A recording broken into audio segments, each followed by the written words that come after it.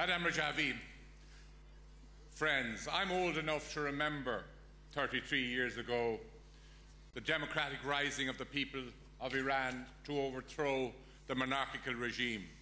And I remember the high hopes that people had at that time as a succession of prime ministers who wanted to establish democracy took office only for them to be torn down by the fundamentalist forces controlled by the mullahs.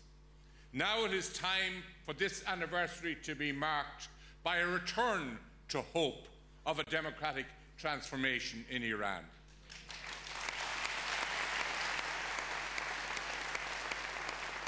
We must recognise, however, that we're speaking here in the West, in Western Europe, and we must, if we are to win support for the cause that we support on this platform, address the concerns that people have in the West at the present time.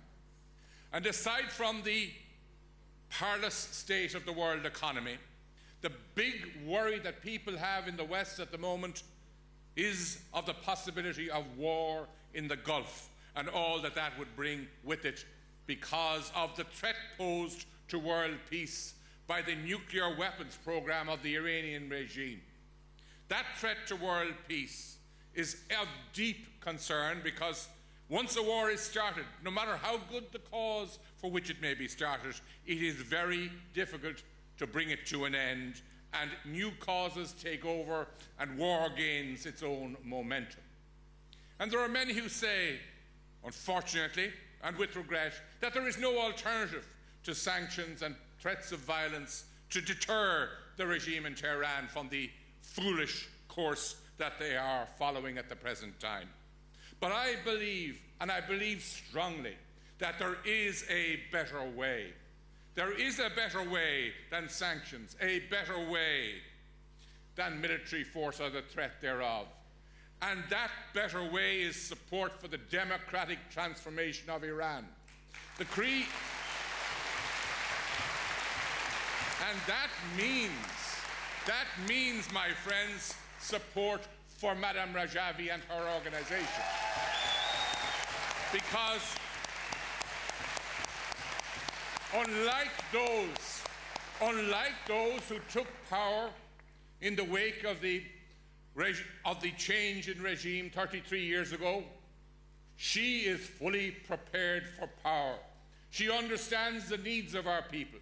She has one of the most professional political organisations in the world, as we can see here in this assembly, prepared to take on the responsibility of restoring this great country of Iran, this great civilization, to its proper place in the world.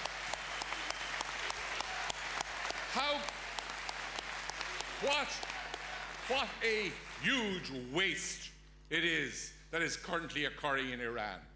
When we have people with 80% of the people living in that country below the poverty line, as Madame Rajavi herself pointed out, 40% unemployment, resources being grossly wasted on a nuclear arms program when it is the people of Iran that need those resources to be devoted to their needs. And for that to happen, we need to have the democratic transformation that Madame Rajavi is seeking. And that's why I say the best way to support and show support for the Syrian people at this time is to support the MEK being taken off the terrorist list.